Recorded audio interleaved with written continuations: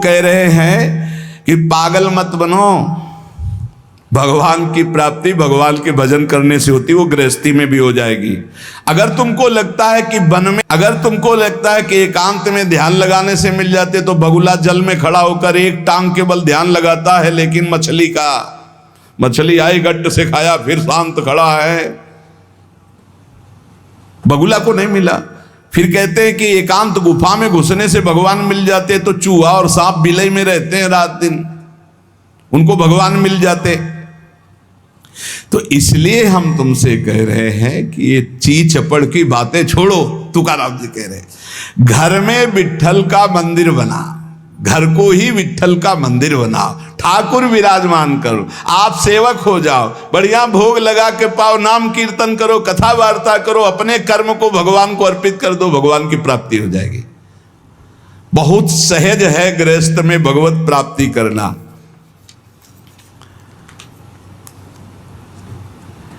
हम तुमसे पूछते हैं, जो लोग सोचते हैं अन्न नहीं खाएंगे तो भगवान की प्राप्ति हो जाएगी,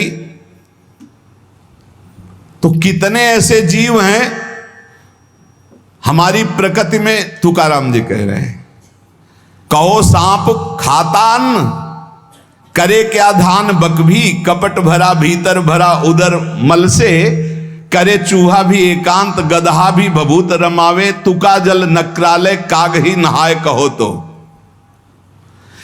क्या अन्न न खाने से भगवान मिल जाएंगे? अगर हां, तो बहुत से पक्षी ऐसे हैं जो केवल फलाहार रहते हैं, बहुत से ऐसे हैं जो घास चर के रहते हैं, ना वो अन्न खाते हैं ना कुछ और, कुछ है फलाहार, कुछ है तृण चरते हैं, कुछ है पानी पी के केवल रहते हैं। भैया केवल पानी से इन सबको भगवत साक्षात्कार हो जाता है क्या? केवल पानी से रह रहे तो भगवत साक्षात्कार हो जाएगा, केवल फलाहार रहे तो उनको भगवत साक्षात्कार हो जाए। वायु भक्षण करते, केवल वायु पी करके जीते हैं, भीतर कपट भरा है, बाहर ये सब छोड़ रहे हो, कुछ लाभ नहीं मिलना है। चूहा बिल में एकांत में रहता, लगाने से तो क्या उसे भगवत प्राप्ति हो गई, महापुरुष है। जल में घड़ियाल रहता है, भगवत प्राप्ति हो गई। कौआ भी जाके गंगा स्नान करता है, जल स्नान, भगवत प्राप्ति हो गई। भैया जब तक भजन नहीं तब तक भगवत प्राप्ति नहीं, बाहरी क्रियाओं से। तुकाराम जी कह रहे हैं, तुम्हारे हृदय में बुराई भरी हुई है और बाहर से साधु का वेश बनाए हो तो तुम्हें भगवत प्राप्ति हो जाएगी।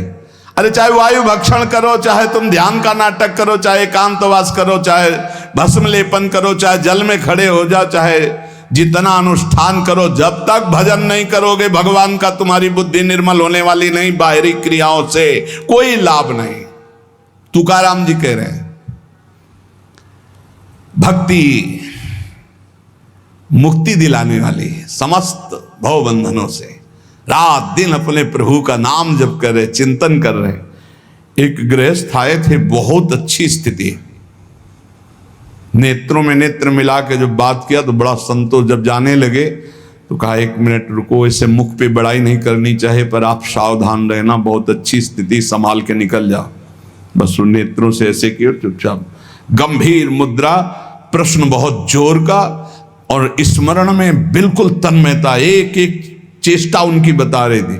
बहुत बढ़िया बाजी मार ले जाओगे, कोई तुम्हें प्रणाम नहीं करेगा, कोई दान पुण्य नहीं, कोई नमस्कार नहीं, बहुत जल्दी निकल। विरक्त भाव में रात दिन भगवान के भजन में व्यतीत करो, तभी बात बनेगी। केवल इन सब बाहरी बातों का देखो, इसीलिए खंडन किया तुकाराम जी ने। जो विरक्त अपनी देह को घृणित समझकर त्याग देता है, देह के राग का, बलमूत्र का भान क्या इसमें, वो महासुख को प्राप्त होता है। इससे ज्यादा प्यार करने की जरूरत नहीं है। जो इस देह से ज्यादा प्यार करते हैं वो सीधे नरक का रास्ता तय कर लेते हैं। बहुत संभल के चलने की जरूरत है। इस देह के राग को मिटाने के लिए ही तो भगवत मार्ग में चले, चाहे गृहस्थ हो चाहे विरक्त।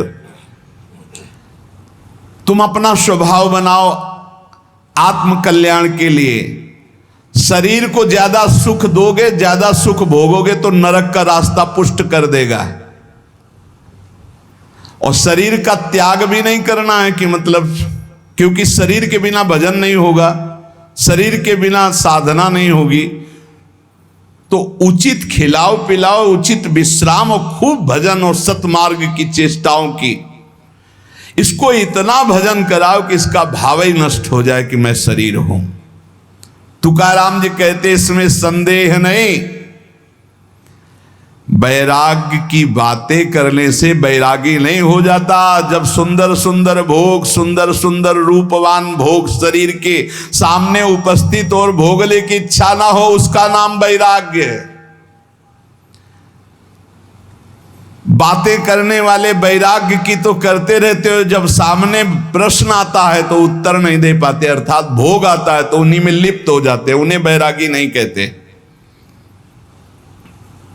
इसीलिए हम कह रहे हैं कि अपने मुख से नाम नाम नाम, निरंतर नाम जप करो। यदि मुख नहीं नाम जप रहा तो ये जिह्वा टुकड़ा है मांस का, और मुख जो है मांस का एक कुंड मात्र है। नाम जप करो, सदगुरु प्रदत्त नाम जप करो। तुका कह रहा है सदगुरु की महिमा है। चितनासी न लगे बेल, काहीं तया न लगे मूल, वाचे सदा सर्वकाल राम कृष्ण हरि गोविंद। गुरुदेव ने जो नाम दिया है वो कोई मनुष्य नहीं, वो साक्षात राम कृष्ण हरि ही है। बंदो गुरुपद कंज कृपा सिंधु नर रूप हरि। उन्होंने चिंतन के लिए तुम्हें जो दिया है, सारा समय उस चिंतन में लगा दो। अमूल्य है तुम्हारा जीवन। हर समय राम कृष्ण हरि गोविंद नाम जिह्वा पर बना रहे। चिंतन नासी न लगे बेल, सर्वकाल करावे। चिंतन के लिए कोई समय नहीं है ऐसा कि हम नहा धो के फिर चिंतन करेंगे। अगर शौचालय में ही मृत्यु हो गई तो हर समय नाम जप, हर समय नाम जप। सदा राम कृष्ण हरि गोविंद का चिंतन करो। एक सत्य सार यही है, ना फलाहार रहने से, ना जल पीने से, ना वायु भक्षण से, ना इन सब बाहरी बातों से भगवत प्राप्ति नहीं होती। भगवत प्राप्ति होती सदैव भगवत चिंतन करने से, नाम चिंतन करने से। भगवान नाम कीर्तन भगवान की प्रसन्नता के लिए, भगवत कथा भगवत प्रसन्नता के लिए। तुकाराम जी कहते हैं गीता है, श्रीमद् भागवत है, ये भगवान की प्राप्ति के लिए चर्चा हो रही है। जो भगवत प्रसाद रूप मिल जाता है उससे जीवन यापन का, जब तक जीवन है हमें हर समय भगवान नाम जब, भगवत कथा, भगवत भक्तों का संग, यही करना है। प्रभु के नाम की महिमा प्रभु ही समझ सकते हैं, दूसरा कोई नहीं समझ सकता। या प्रभु समझा दे पुरुषोत्तम तो समझ पावे। कर्म के फेर में पड़ा हुआ जीव अगर अट्टहास करके नाम पुकारने लगे तो कर्म बंधन नष्ट हो जाए। राधा राधा राधा जोर से चीख चीख कर, तो बोले कर्म बंधन विध्वंस होते हैं। जितने के कानों में नाम पड़ेगा सबका मंगल होता चला जाएगा। तुकाराम जी कहते जो मैं कह रहा हूं उसे सुनो। मैंने इसलिए कहा कि आप नाम को और कथा को बेचो मत, क्योंकि ये रहस्य की बात है। इससे श्री कृष्ण अधीन हो जाते हैं। विठोबा की कथा विठोबा को अधीन कर लेते हैं। महापुरुषों के वचन समझने हैं। जैसे सत स्त्री के अधीन उसका पति हो जाता है, उसके आचरण, उसका व्यवहार अपने पति को अधीन कर ले, ऐसे सद्भक्त भगवान को अधीन कर लेते हैं। यहां तुकाराम जी भगवान की अधीनता के लिए कह रहे हैं, तुम अपने परमार्थ को खो मत। तुकाराम कह रहे हैं धन के अधीन हो जाना, काम के अधीन हो जाना, नरक की यात्रा करना है। इसलिए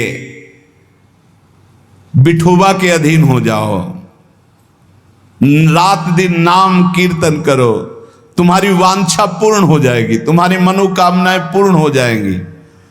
मदारी का बंदर वैसे नाचता जैसे मदारी नचाता है। ऐसे उमादार जोशित की नाई सबई नचावत राम गोसाई, उनसे प्रार्थना करो तुम्हारा नाचना बंद हो जाएगा माया का, दूसरा कोई नहीं रोक पाएगा, क्योंकि इस नाचने का रिमोट उन्हीं के हाथ में। मामे वे प्रपद्यन्ते माया में ताम तरंतिते। कभी भी उपासक भेद मत में पढ़कर तर्क, हरि हर सब एक हैं, जैसे पीछे कहा था ठाकुर ठाकुर सब एक है, संत संत सब एक, और जो संतन का सेवन करे सो जागे शुद्ध विवेक। ऐसे यहां कह रहे तुकाराम जी के हरिहर में भेद नहीं है, जो भेद फैलावे लड़ाई झगड़ा करे ऐसे से दूर रहना। मिठास में चीनी है, चीनी के खिलौने बने हैं, एक सवार बना हुआ है, एक घोड़ा बना हुआ है, दोनों में चीनी में क्या कम है क्या? बराबर चीनी है। चाहे घोड़े से शुरू करो तो मिठास, सवार से शुरू करो, दीपावली में आते ना बने। ऐसे ही चराचर जगत में सेवक स्वामी बना वही सच्चिदानंद है। हरिहराम भेद नाही नका करुम वाद, एक एकाचे हृदयम गोडी साखे रेचे ठाई। जहां हरिहर में कोई भेद करके निंदा करने लगे, वहां से कान में अंगुली डाल के चल देना चाहिए। एक ही ये परम तत्व है। ये झूठ मूठ अज्ञानी जन बहस करते रहते हैं, इनके हृदयों में बिल्कुल भगवदानंद की मिठास नहीं है, इनकी बातें नहीं सुननी चाहिए। भेद करने वालों की दृष्टि में जो माया का पर्दा लगा हुआ है, भक्तों की दृष्टि में वो पर्दा नहीं होता, वो बेपर्द देखते हैं कि सर्वत्र एक ही भगवान विराजमान है। जो सर्वत्र एक ही भगवान विराजमान ऐसा मान लेते हैं, उनके आगे पीछे दाएं बाएं भगवान की रक्षा शुरू हो जाती है। ध्यान रखना, जो सर्वत्र अपने भगवान को देखते कि सब रूपों में मेरा ही भगवान है, तो कह रहे देवु उभा मांगे पुंडे उगवी कोंडे संकटा। कोई संकट उसे छू नहीं सकता, चारों तरफ से भगवान की सुरक्षा रहती है उस भक्त के जीवन में। विश्वास करो इस बात पर, चारों तरफ से भगवान सुरक्षित रखते हैं। और जो सदैव संतों का स्तवन करके भगवान का भजन करता रहता है, उसमें कोई ऋण नहीं रह जाता। यह भी एक प्रश्न आया था, कोई ऋण नहीं रह जाता, सब ऋण मुक्त हो जाते हैं। एकादशी स्कंद में भगवान श्री कृष्ण चंद्र जी ने उद्धव जी से कहा है, जो मेरा अनन्य भाव से निरंतर चिंतन करता है उसे मैं सब ऋणों से मुक्त करता हूं। देव ऋण, ऋषि ऋण, पितृ ऋण, मातृ ऋण, इनसे उऋण होने के लिए प्राणपन से श्री हरि के चरणों का चिंतन करो। जैसे जैसे कोई भगवान का ध्यान करता है और उसमें उतरने लगता है, चाहे वो सगुण चाहे निर्गुण, जैसा चाहे वैसा साक्षात्कार कर लेता है। ये बहुत बड़े महापुरुष के वचन हैं, बहुत ध्यान से सुनो, पकड़ो। तुम्हें किसी के आगे घिघियाने की जरूरत नहीं, भगवान का स्मरण करने की जरूरत है, भगवान का ध्यान करने की जरूरत है। जैसे जैसे कोई भगवान का ध्यान करता है तो भगवान के सब सद्गुण उसमें आने लगते हैं। चाहे वो सगुण साक्षात्कार करना चाहे या निर्गुण साक्षात्कार, उसमें योग्यता आ जाती है। म्याणे विठ्ठल ब्रह्मो नवे त्वाचे बोलो नाई कावे। महाराष्ट्र भाषा में कहते हैं, मेरे तो सर्वस्व ब्रह्म विठ्ठल भगवान है, तुकाराम जी कह रहे हैं। अब मुझे किसी की बात सुनने की जरूरत नहीं है कि ब्रह्म कौन है, मेरे तो विठ्ठल ब्रह्म है। जो वाणी से अगम्य है, मैं उसकी स्तुति क्या करूं? वेद भी जिसकी नेति नेति कह के चर्चा करते हैं, मैं उसकी क्या चर्चा कर पाऊं? पर मेरी वाणी को नशा हो गया है उनकी चर्चा करने का। आहा, मेरी वाणी को नशा हो गया, बिना उनकी चर्चा किए, बिना कीर्तन किए, बिना गुण गाए हमें चैन नहीं पड़ सकता। कोई ना हो तो ठाकुर जी को श्रोता बना के सुनाने लगो, ऐसा नशा होना चाहिए। सुनो, अपनी चर्चा आप ही सुनो, ठाकुर जी के सामने बैठ जाए और वाणी लेकर उन्हीं की चर्चा उन्हीं को सुनावे। संसारिक आदमी कर्मेंद्रियों से, हम कायिक, वाचिक, मानसिक केवल अपने विठ्ठल के लिए कर्म करते हैं। ये बात समझो। संसारिक आदमी कर्मेंद्रियां भाग रही भोगों की तरफ, कर्म करता है, पाप या पुण्य, सुख या दुख भोगता है। लेकिन भक्त कायिक, वाचिक, मानसिक अपने प्रभु को सामने रख करके चेष्टा करता है, और उसका कोई ठौर ठिकाना प्रभु के सिवा कोई है नहीं, और प्रभु आनंद सिंधु है, वो हारा है। तुकाराम जी कहे सब जगह विठ्ठल तू ही तू मुझे दिखाई दे रहा है। तन, वाणी, मन ये सब तेरे चरणों में अर्पित हो चुके हैं। भगवान अब मेरा कुछ नहीं बने। अभ्यास बल में बहुत बड़ी ताकत है। अभ्यास बल हो जाए तो व्याघ्र और सर्प को भी अधीन किया जा सकता है। व्याघ्र बाघ को और सर्प को अभ्यास बल। देखो जो बचपन से अभ्यास करवा लिए सिंह आदि का, तो ऐसे बछड़े की तरह हाथ फेरते हैं, साथ खेलते हैं, कोई फर्क। सांप पकड़ने अपने वश में किया जा सकता है। मैंने सुना कि एक महात्मा 10 ग्राम संख्या जहर रोज खाते हैं। उनका इसमें तो 10 आदमी मर जाए, ऐसा हो ही नहीं सकता। तो उन्होंने कहा महात्मा है तो उनका पता बताइए, मैं जाऊंगा। उड़िया बाबा वहां गए, महात्मा से कहा आप 10 ग्राम संख्या जहर रोज खाते हैं? उनका हाँ। बोले मैं देखना चाहता हूं, क्योंकि विश्वास नहीं होता 10 ग्राम में तो 10 लोग मर जाएंगे। शाम के 4 बजे उन्होंने डाला सिलबट्टा में 10 ग्राम तौल करके जहर, संख्या जहर, जैसे धतूरा होता है ऐसे संख्या, उसे पीसा और पीस करके पूरा धोकर खप्पर में डाला और बस पी गए। महात्मा आए तो आश्चर्य की बात है। बोले तो रोज हम पीते हैं। तो बोले 10 ग्राम कैसे? तो बोले अभ्यास। पहले दिन एक बीज लिया था, ऐसे घस के चाटा, नशाया। कई दिन उसी बीज को घसकर चाटते रहे, फिर एक बीज, फिर धीरे धीरे आज 10 ग्राम पचा लिया। तुकाराम जी कह रहे हैं अभ्यास का बल करे तो व्याघ्र और सर्प को वश में कर ले। तो मन को वश में नहीं किया जा सकता, इंद्रियों को वश में नहीं किया जा सकता, अभ्यास से किया जा सकता है। अभ्यास योग युक्त ने चेतसा नान्यगामिना। अभ्यास से हम विष को पचा सकते हैं। अगर हम रोज भगवत कृपा से अपमान को पचाना सीख जाएं तो बड़े से बड़े अपमान को भी, निंदा को भी मुस्कुराते हुए सह सकते हैं। अभ्यास से वेदों का अर्थ समझ लिया जाता है। वेद पाठ का अभ्यास करो, धीरे धीरे वेद अर्थ समझा। इसलिए कुछ दुष्कर नहीं है, तुम अभ्यास में आओ। मेरा भजन में मन नहीं लगता, अभ्यास करो।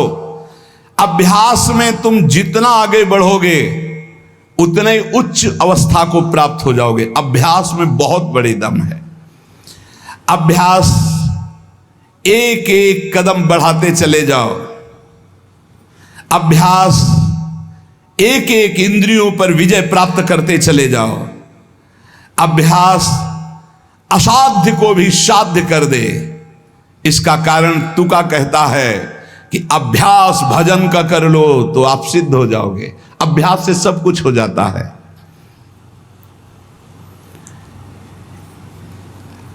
संत जब घर आते हैं तभी दशहरा और दिवाली माननी चाहिए, जो भगवत प्रेमी महात्मा है। बहुत बड़ा प्रभाव है, इसीलिए उस प्रभाव का दुरुपयोग असाधु जन कर बैठते हैं।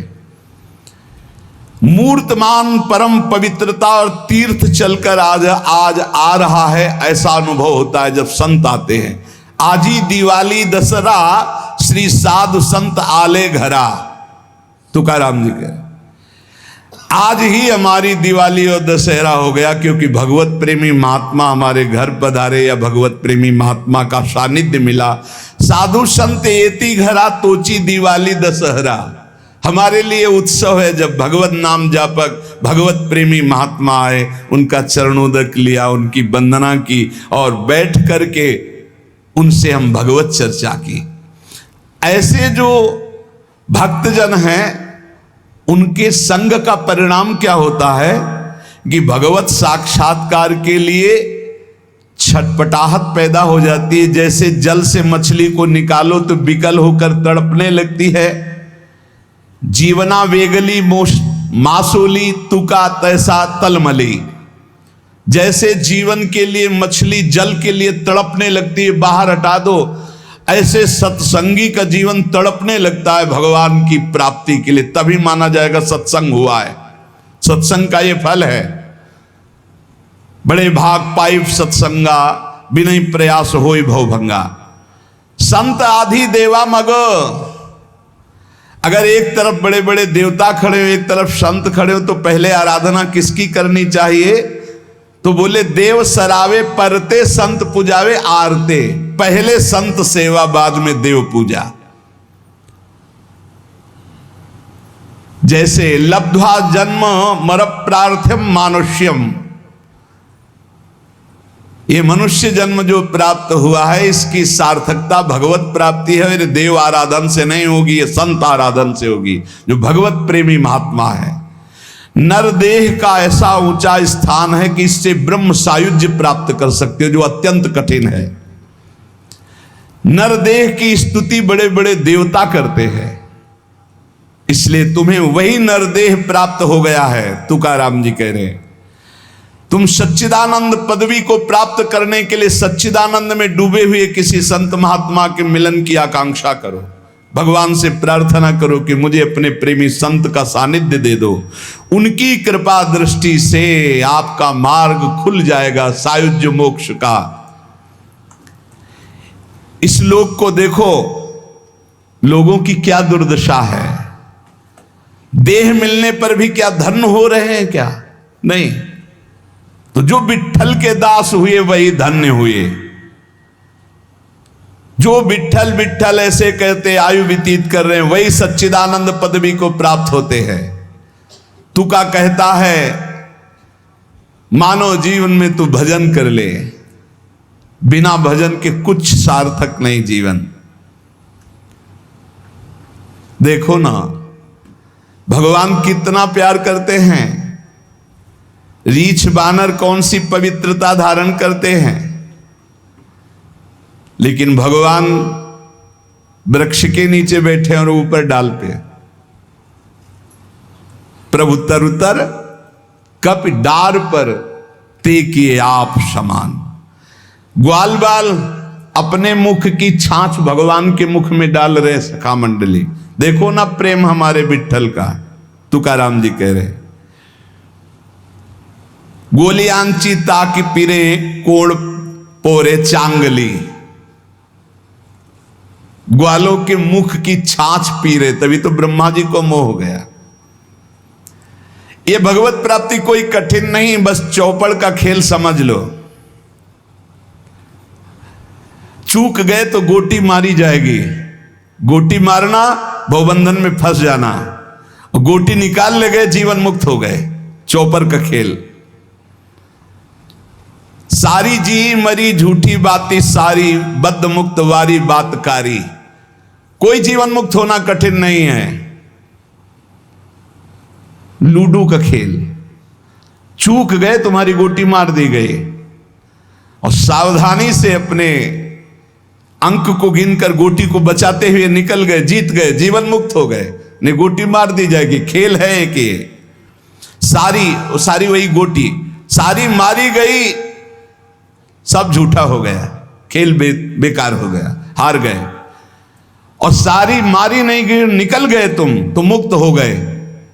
खेल रखा है भगवान ने। तुकाराम जी से पूछा गया, क्या गृहस्थाश्रम में जैसे विरक्त को भगवान मिल जाते हैं, ऐसे मिल जाएंगे? तो उन्होंने कहा, पागल नहीं है।